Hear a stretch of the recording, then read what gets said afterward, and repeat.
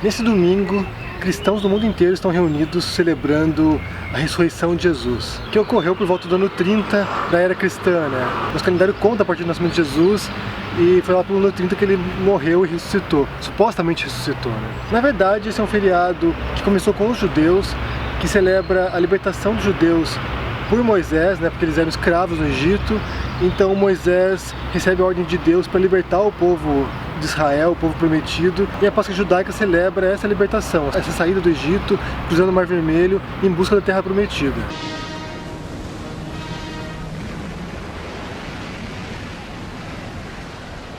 Mas você pensa, nossa, coincidência, né? O Cristo ressuscitou, Jesus ressuscitou no mesmo dia da Páscoa judaica. Na verdade não é uma coincidência, o que eu penso é que Jesus planejou isso, os planos dele foram para coincidir com isso. O que se teoriza, né, o que se supõe é que nessa época a Palestina era dominada pelos romanos, ela era uma província do Império Romano, e a Páscoa judaica era um período de muita turbulência religiosa, porque como era uma festa de celebração da libertação e era um povo que estava sob domínio de um império estrangeiro, então costumava haver muitas revoltas, muitos conflitos nesse período. O que fazia com que o Império Romano, o que fazia com que os governadores romanos reforçassem a guarda na cidade, reforçassem a segurança em Jerusalém, e qualquer tipo de manifestação, revolta já implicava em prisão ou até morte. Então quando Jesus vai para Jerusalém nesse período, que ele vai lá e quebra as mesas dos mercadores, né, que ele expulsa os mercadores do templo, a conclusão que algumas pessoas têm é que isso levou à prisão dele, que foi considerado como um ato de revolta, um ato de rebeldia contra o Império Romano, e teria levado à prisão e execução dele. Mas na verdade, se a gente for parar a pensar, só existem quatro fatos que a gente tem certeza sobre Jesus, a gente não sabe mais nada sobre a história de Jesus além disso, que houve alguém chamado Jesus, houve uma pessoa chamada Jesus, que ele era de Nazaré, na Galileia, que ele foi morto e crucificado pelos romanos e que a sua religião, né, aquilo que ele pregava, continuou depois da morte dele. Tudo além disso é mera especulação, é mera doutrinação. A gente não tem certeza histórica sobre o que ele dizia, sobre o que ele fazia, se ele realizava algum tipo de milagre de fato, e nem se ele ressuscitou no terceiro dia, como se supõe. O que acontece é que existem muitas narrativas mitológicas pré-cristãs, entre os gregos, entre os egípcios ou entre os persas, que possuem histórias de heróis ou deuses mitológicos que morrem e ressuscitam. Por exemplo, o Osíris, por exemplo, o próprio Dionísio, e também o mito mais próximo do cristão, que é o de Mitra, que é um deus persa, que também morre e ressuscita, que era uma religião comum entre os soldados romanos naquele período. Portanto, qualquer narrativa que fuja disso, qualquer informação que fuja disso, seja nos evangelhos canônicos, que são os evangelhos que a gente lê na Bíblia, seja nos evangelhos apócrifos, que são evangelhos que foram suprimidos pela igreja ou que foram escritos por outras vertentes cristãs, são meros documentos dogmáticos e que não esclarecem muito sobre quem era Jesus de fato ou o que aconteceu historicamente. Há poucas narrativas históricas confiáveis do período, né? Quando a gente diz isso, a gente diz autores independentes que não são cristãos, que não são da religião. Dois deles são o Tácito e o Joséfo, que mencionaram os cristãos primitivos, mas o fato é que essa religião ela foi se desenvolvendo meio que à margem da sociedade romana, ela foi no submundo do mundo romano, até um ponto que se propagou e se proliferou e que se tornou popular e que acabou sendo adotada como religião oficial romana. A grande pergunta que eu quero fazer para vocês é: Jesus realmente ressuscitou? É muito provável que não. Desculpe quebrar a sua crença nisso, mas é bem provável que Jesus não tenha ressuscitado. Como eu disse, já existem histórias mitológicas que talvez tenham servido de base para a mitologia cristã depois.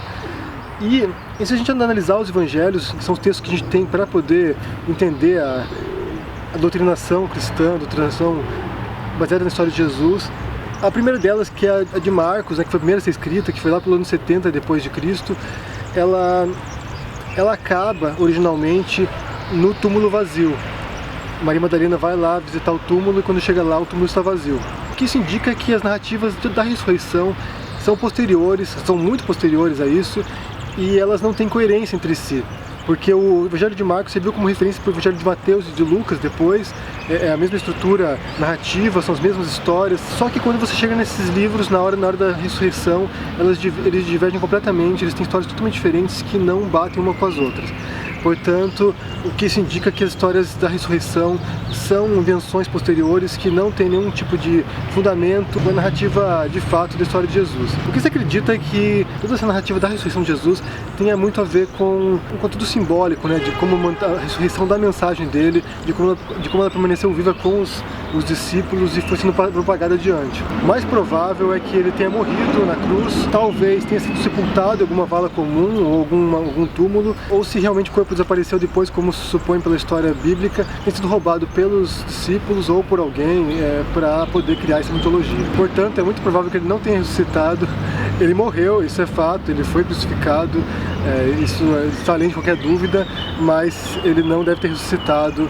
Ele ou foi enterrado em algum lugar, ou foi enterrado no túmulo e foi roubado o corpo pelos discípulos ou por alguém. E se a gente for parar para pensar aqui, a boa parte das histórias bíblicas que a gente tem, principalmente do Novo Testamento, dos Evangelhos, foram narrativas orais, passadas de geração para geração, e aí entre essas histórias tem um intervalo de quase 40 anos, 30, 40 anos, então é só pensar num telefone sem fio, né?